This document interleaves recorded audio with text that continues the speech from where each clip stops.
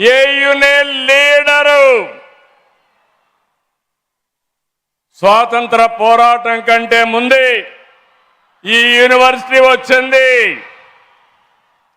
జైపూర్ రాజు విక్రమదేవ్, విజయనగరం గజపతి రాజు వంశం, పిఠాపురం మహారాజు, నూజివీడు జమీందారు, బొబ్బిలి రాజులు, ఇలాంటి ప్రతి ఒక్కరు కూడా ఈ యూనివర్సిటీకి కృషి చేశారు. అది విన్నప్పుడు నాకు చాలా ఆనందం కలుగుతుంది. వాళ్ళందరినీ మనం స్మరించుకోవడం మన ధర్మం, మన బాధ్యత. తొలి వైస్ ఛాన్సలర్ కట్టమంచి రామలింగారెడ్డి గారు బలమైన పునాదులేశాడు. 100 సంవత్సరాలు అతిథిగా నేను వచ్చాను. ఆయన కూడా చిత్తూరు జిల్లా వాసే. ఆ రోజు ఫౌండేషన్ వేశాడు. నేను కూడా చిత్తూరు జిల్లా నుంచి వచ్చి 100 సంవత్సరాల ఉత్సవంలో అతిథిగా పార్టిసిపేట్ చేశాను.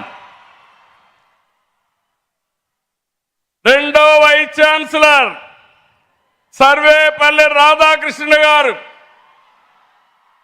భారతదేశ రాష్ట్రపతి అయ్యాడు. ఈరోజు మన ఉపరాష్ట్రపతి సిపి రాధాకృష్ణ గారు, వాళ్ళ తండ్రి గారు సర్వేపల్లి రాధాకృష్ణ గారికి అభిమాని. అందుకే వీరికి కూడా సిపి రాధాకృష్ణ అని పేరు పెట్టారంటే, ఆయన ఈరోజు ఇక్కడికి వచ్చాడంటే ఇదొక చరిత్ర. ఇలాంటివన్నీ కూడా చాలా జరుగుతూ ఉంటాయి. కేవలం చదువు చెప్పడమే కాదు, తెలుగు వైభవానికి కూడా ఏయు కృషి చేస్తూ ఉంది. విద్య సాహిత్య రంగాల్లో ప్రముఖుల్ని కళా ప్రపూర్ణ అవార్డుతో గౌరవించారు.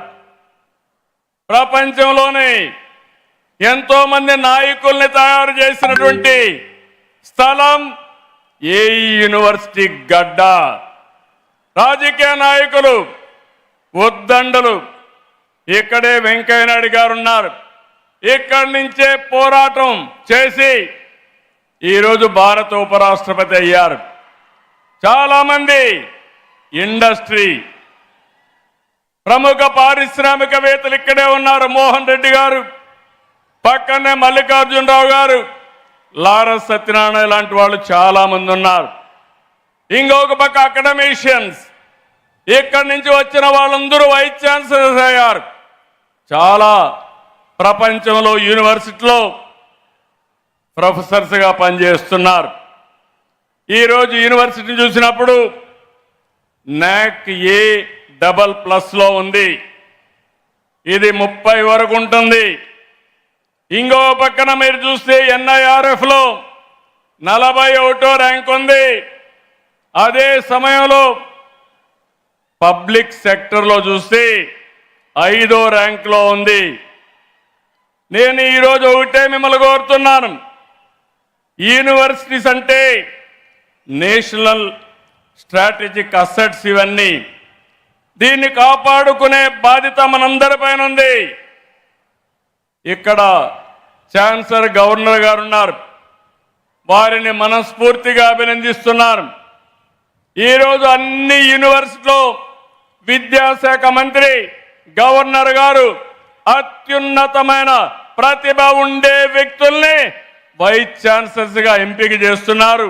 దీనికి మనస్ఫూర్తిగా ఒక ముఖ్యమంత్రిగా వారిని అభినందిస్తున్నానని మరొకసారి మీకు విజ్ఞప్తి చేస్తున్నాను. ఈరోజు 64 కోట్ల విలువైన ప్రాజెక్టుని ప్రారంభించుకున్నాం. AU AI factory, networks lab, experience సెంటర్ని, తీర ప్రాంత వాతావరణ పరిశోధన టెస్ట్ బెడ్ని ప్రారంభించుకున్నాం. 112